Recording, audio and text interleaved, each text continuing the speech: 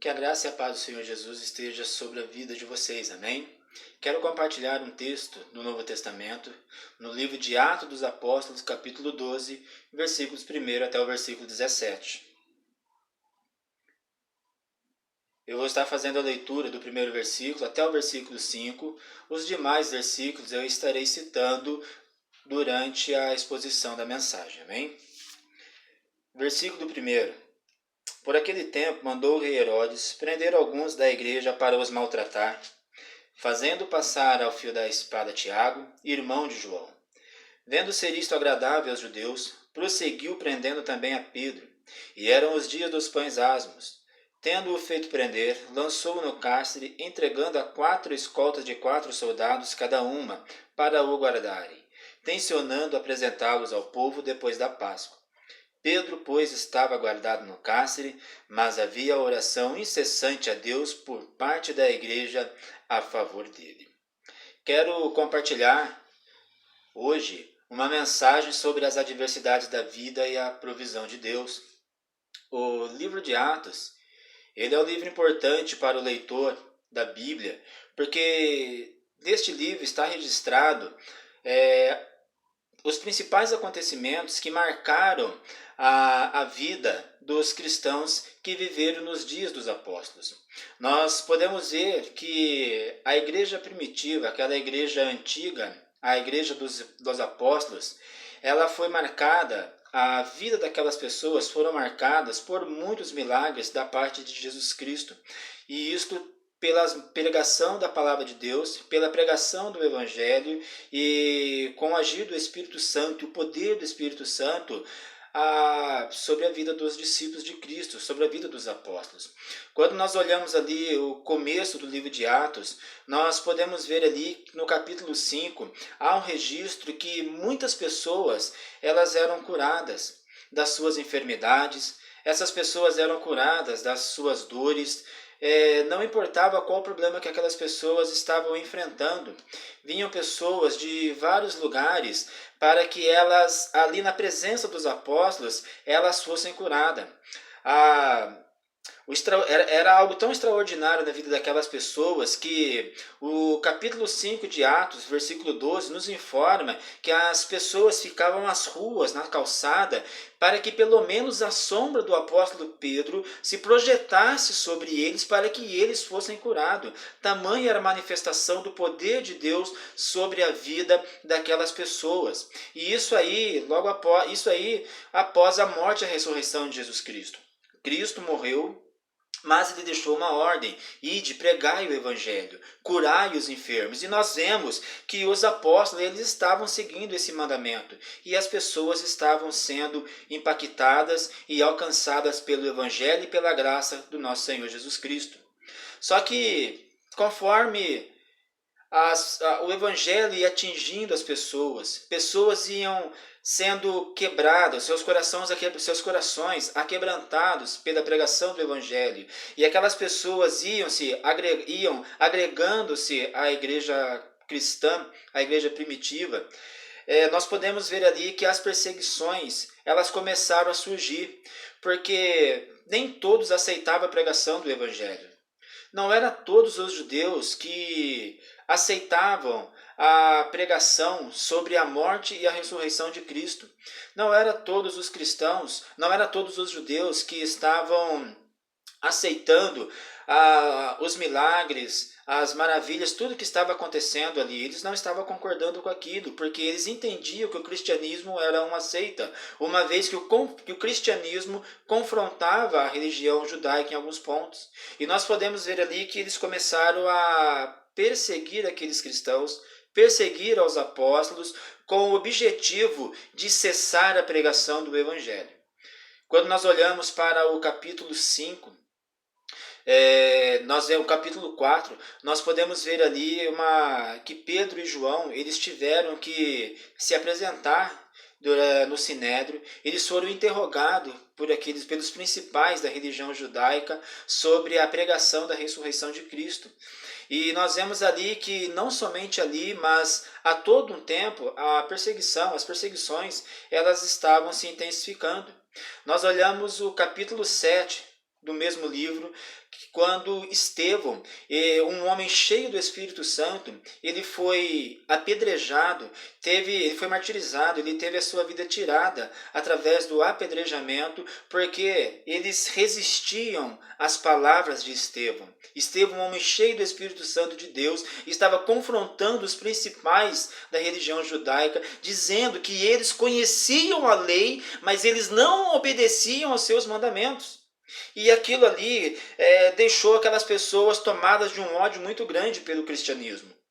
Nós vemos ainda no capítulo 8, quando a perseguição ela se intensificou sobre a igreja, contra a igreja, a ponto daqueles cristãos, para guardarem, para preservarem as suas vidas, eles deixaram as suas casas e foram para outras regiões a fim de fugir daquela perseguição e daquele tormento. E nós podemos ver aqui agora no capítulo 12 de Atos, quando nós vemos aqui a intensificação dessa perseguição. Olha, nós entendemos que os judeus eles começaram ali a perseguir os cristãos. Agora nós vemos aqui no capítulo 12 que Herodes, o governador, aquela pessoa que estava na responsabilidade de administrar a Samaria e a Judéia, agora ele também começa a perseguir os cristãos. Pergunta-se, Herodes ele era um religioso judaico? Não. Ele não tinha interesse religioso pelo judaísmo, mas ele fazia isso daí para evitar conflitos com os seus liderados, para evitar conflitos. E com isso, uma vez que ele entendeu que o judaísmo não era a favor do cristianismo, então ele, para agradar os judeus, ele começou a perseguir os cristãos. Ele também começou a perseguir. Nós lemos aqui no primeiro versículo do capítulo 12, que ele matou Tiago a fio da espada, e viu que isso agradava os judeus, prendeu o apóstolo Pedro também, com o objetivo de apresentá-lo após a Páscoa, que eles estavam ali em festividade, as comemorações judaicas, passando essas festas, ele também queria apresentar Pedro para tirar a sua vida. E é interessante que quando nós olhamos para o versículo 4, que nós lemos aqui, nós podemos ver que Herodes ele teve um cuidado muito grande para guardar Pedro. Ele colocou ali 4 escoltas, com 4 soldados cada uma, para guardar o apóstolo. Possivelmente lembrança que tempos antes ele havia prendido os apóstolos, mas Deus havia operado um milagre e enviou um anjo ali para libertar eles da prisão. Então, com certeza, no pensamento de Herodes, ele reforçou ali aquela guarda para que Pedro não escapasse de forma alguma daquela prisão. Mas nós vemos que enquanto o apóstolo Pedro ele estava preso, a igreja intercedia a favor dele. A igreja estava orando, pedindo para que Deus libertasse Pedro daquela prisão. E o que nos chama a atenção, que eu quero que vocês acompanhem comigo aí no texto, versículo 6, o seguinte: quando Herodes estava para apresentá-lo naquela mesma noite, Pedro dormia entre 2 soldados, acorrentado com 2 cadeias, e sentinelas à porta guardavam o cárcere. Meus amados, Pedro ele estava dormindo. Aí eu pergunto para você, quem conseguiria dormir diante de uma situação igual àquela que ele estava enfrentando? Quem que conseguiria dormir estando acorrentado a um soldado à direita, outro soldado à esquerda e outros nas portas de ferro reforçadas? Quem conseguiria dormir? Pedro ele dormiu. Pedro ele estava descansando. Eu entendo que para o apóstolo Pedro pouco importava se ele iria ser morto no dia seguinte. Para o apóstolo Pedro eu entendo que pouco importava se ele ia ser morto nas próximas horas. Pouco importava se ele iria sofrer o açoite, se ele iria apanhar com varas, se ele iria ser maltratado. Eu entendo que para Pedro pouco importava isso, porque ele sabia que a sua vida estava nas mãos do nosso Senhor Jesus Cristo. Então Pedro ele estava dormindo, ele estava descansando, porque a sua vida, o controle da sua vida estava nas mãos de Cristo. Então aquilo que acontecesse na vida do apóstolo, ele sabia que tudo aquilo ali ia ser permissão de Deus, ia ser a vontade de Deus, independente das circunstâncias. Aquilo era o propósito de Deus na vida dele. Só que nós vemos que quando uma pessoa coloca a sua vida nas mãos de Cristo, é interessante que Cristo ele trabalha e surpreende. Ele surpreende as nossas vidas. E nós podemos ver isso daqui na vida do apóstolo Pedro. Versículo 7 nos diz o seguinte: Eis, porém, que sobreveio um anjo do Senhor, e uma luz iluminou a prisão, e tocando ele o lado de Pedro, despertou, dizendo: Levanta-te depressa. Então as cadeias caíram das mãos. Disse-lhe o anjo: Cinge-te e calça as sandálias. E ele assim o fez. Disse-lhe mais: Põe a capa e segue-me. Versículo 9. Então saindo o seguia, não sabendo que era real o que se fazia por meio do anjo. Parecia-lhe antes uma visão.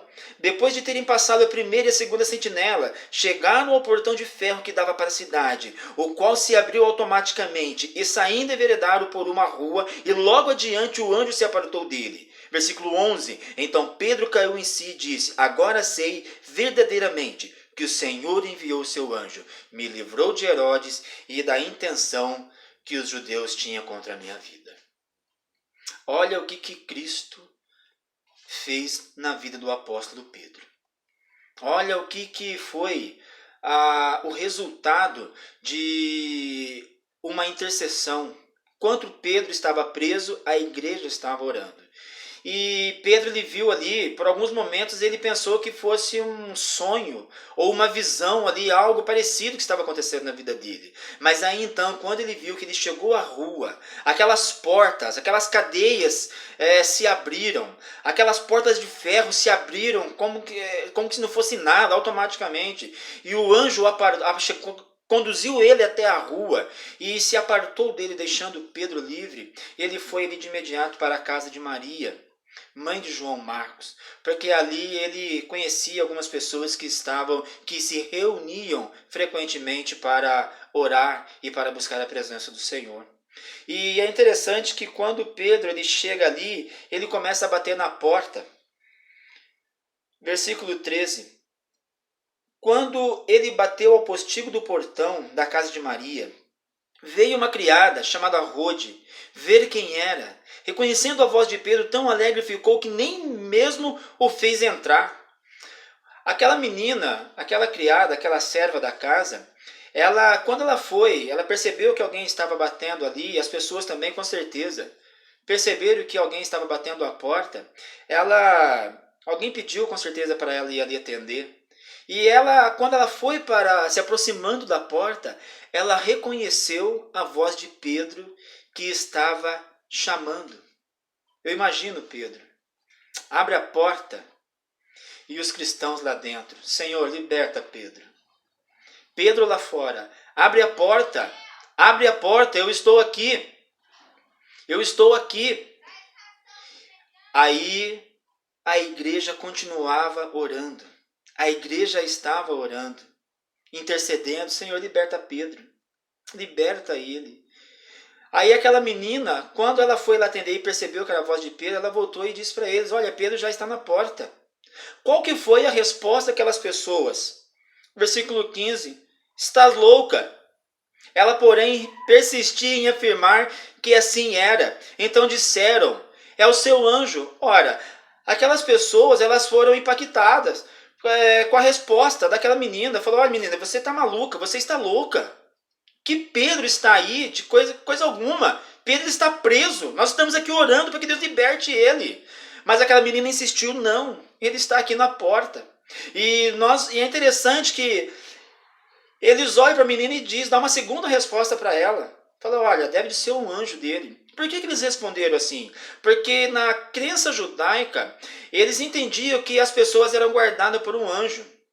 E a crença deles permitia eles entender que esse anjo tinha condições de tomar as formas físicas, a fisionomia das pessoas a qual ele estava protegendo.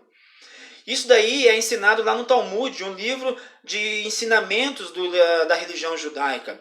E por isso, então, nós entendemos a resposta dele para aquela menina. Olha, deve ser o seu anjo. Mas aquela menina insistiu. Pedro também insistindo, batendo ali na porta. Até o momento que eles resolveram abrir. Versículo 16. Entretanto, Pedro continuava batendo. Então eles abriram, viram-no e ficaram atônitos. Versículo 17. Ele, porém, fazendo-lhe sinal com a mão para que se calasse, contou-lhes como o Senhor o havia tirado da prisão.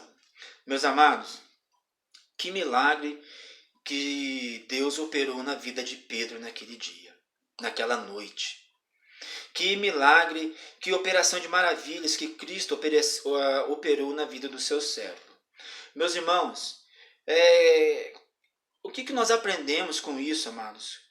Nós, hoje aqui, algo que aconteceu lá 2000 anos atrás aproximadamente, que aplica que lições para a nossa vida que nós podemos tomar para nós, para edificar a nossa vida, a nossa alma. Primeiro, meus amados, meus irmãos, vamos entender o seguinte: a vida do crente, ela é marcada por lutas, por provações, por adversidades, por conflitos, por aflições. Amém, meu amado? A vida do crente é marcada por lutas. Não há como escapar disso. Há um evangelho que diz aí, o evangelho da modernidade, dizendo que se o crente ele passa por luta é porque a fé dele é pequena. Mentira! Isto aí é mentira, porque nós vemos na história do cristianismo que aquelas pessoas lá da época dos apóstolos, eles foram perseguidos, tiveram uma vida marcada por lutas e perseguições. Então tomamos para a nossa vida, amados, que sempre estaremos enfrentando lutas. Sim, sempre estaremos sujeitos às lutas da vida. Mas também temos que entender o seguinte, que a nossa vida, ela também é marcada por vitórias. É a segunda lição que nós aplicamos para a nossa vida com base nesse texto. Ora, nós lemos aqui que Cristo, ele enviou um anjo para salvar o apóstolo. Cristo, ele operou um milagre ali, enviando um anjo para tirar Pedro da prisão. Ora, não pode Cristo enviar um anjo para te socorrer aqui hoje? Não pode Cristo operar um milagre na tua vida, seja lá qual for o teu problema? Ele pode sim, milagres ainda acontecem. Deus ainda opera sobre a sua igreja com poder e graça, sobre a vida daqueles que creem, aqueles que creem em Cristo. Então toma isso para a tua vida. Se a nossa vida é marcada por lutas, a nossa vida também é marcada por vitórias. Terceira lição que nós aprendemos aqui deste texto, meus amados, uma vida de luta, mas também uma vida de vitória.